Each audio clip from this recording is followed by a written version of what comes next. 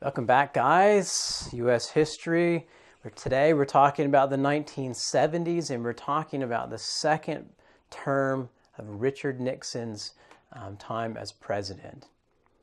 And because there's really nothing else to talk about in his second term, we're going to start right away on this first slide with Watergate. Now, Watergate is a word that most Americans know, but most Americans that are less than about 45 years old can't tell you very much about. So we'll just start with this. In June of 1972, 5 men are arrested for breaking into the Democratic National Party's headquarters in a hotel in Washington, D.C. The hotel's name is the Watergate Hotel. And the Democratic Party had set up its headquarters in the hotel. Now, the men who broke in were not Democrats, they were Republicans. Now, we're going to take the end of the story and put it in the beginning, because that way you can understand it a little bit better.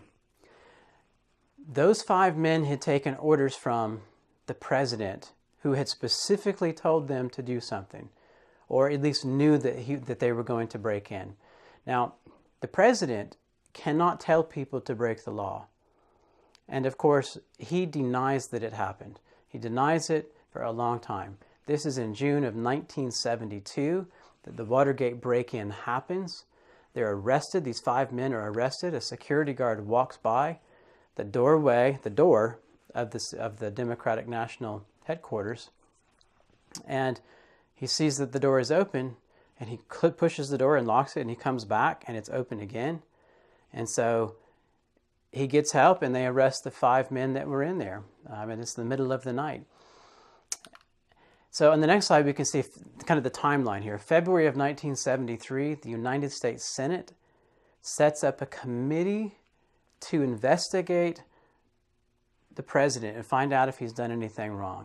Of course, Nixon says that he doesn't know anything about what's going on. And he blames his advisors. He blames the people that are close to him, and he fires them. And then it comes out. This information comes out, and this was what really ruined Nixon. This comes out, is that there are recording devices that record all conversations inside President Nixon's office in the White House. The president's office is called the Oval Office because it's shaped like an egg.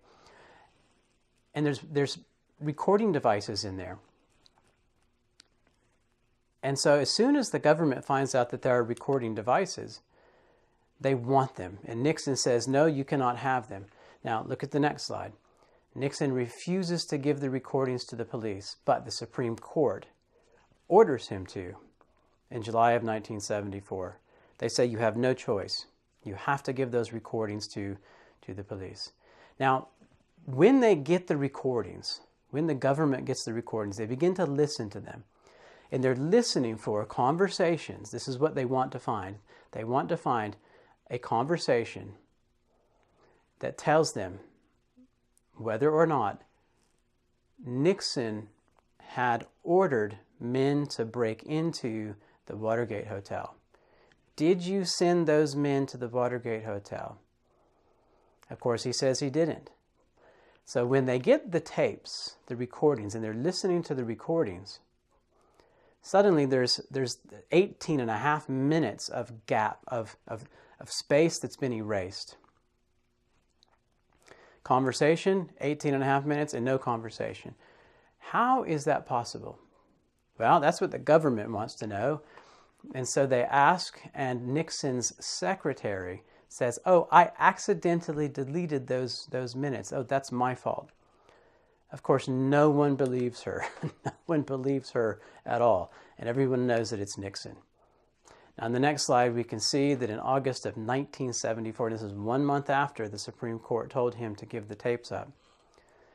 1 month after. In August of 1974, Nixon resigns, and his vice president, Gerald Ford, becomes the new president.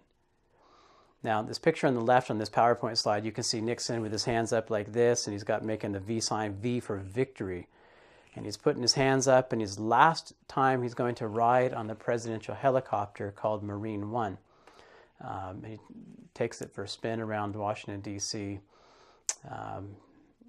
And that's the end of the Nixon presidency. And then Gerald Ford becomes president.